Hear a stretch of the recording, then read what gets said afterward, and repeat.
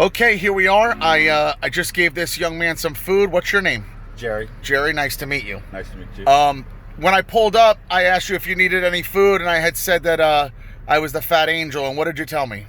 That another homeless guy that I'm friends with had mentioned if I heard of Fat Angel, and I'm like, not really. And then finally when I met you tonight, and then you explained who you were, I'm like, oh, okay, now I know who it is. Put two and two together. And I was able to give you a whole bunch of food, thank God, God bless. Yes. Jerry, where are you originally from? I was born in Orlando, raised in Cocoa. I moved down here to Melbourne to take care of my parents. Well, my father-in-law passed away, I think 4 years ago. Mm-hmm. And then my mom passed away in, well, actually a week after Christmas, 2020, so 2018. Then once she passed away, I moved in with my nephew-in-law. And then I was there like 4 months.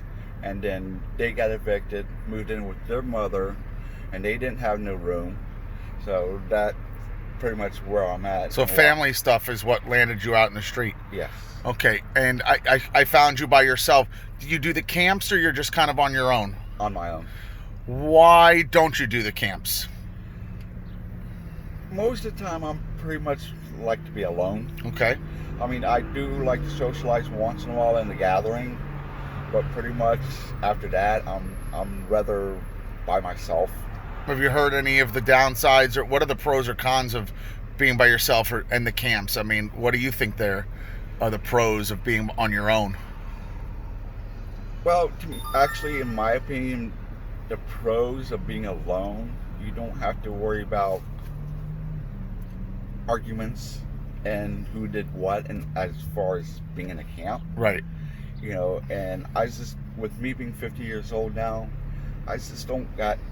I don't want to deal with stuff like that. Right. You know, violence or no?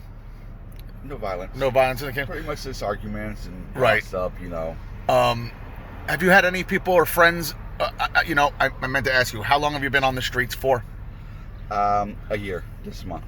Okay, so long enough, but I've talked to folks to tell me 14, 20 years, so this is relatively new for you. Yes. And you had said that you're also working, you're going through a kind of a work issue, but you're somebody that's out here trying to find your way back into some sort of normalcy, at least shelter, right? Yes. Okay. And you're safe for the most part? You don't run into any problems? No problems at all. God bless. And what have you had any people die that you were friends with that have died in the streets? No. No, not in your year. No. Do you have any kids? 2. You have 2 kids? Yes. 12. How old are they? Both boys, 12 and 13. And right now they're currently living with their mom. Do they know your status? Yeah. I don't know. I know their mom does. I don't know if she really explained it to them. I mean, they're kind of sensitive kids, so I'm not. That would be tough. Sure. I didn't ask folks this question, and it just dawned on me till about halfway through I was doing this, is I wanted to start asking them if they had any kids. And surprisingly, almost all of them do.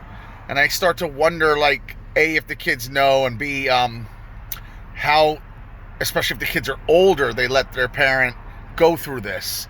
And I get very fascinating answers, but your kids are young and they don't really know. So, and what are they in? Are they local, or they're in another state far away? Another state, okay. Jeanette, Pennsylvania. Gotcha. Okay.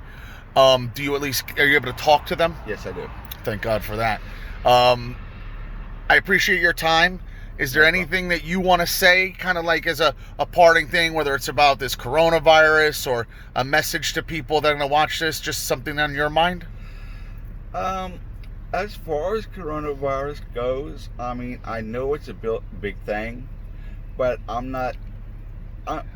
the most part, my immune system's pretty healthy. Uh-huh. And I've met a few people where their immune systems are low. And as far as being on the streets, I mean, I just keep my head up, keep a smile on my face, and people wonder why I'm not letting nothing put me down. Why should I? I was there. The way I look at it, you know what?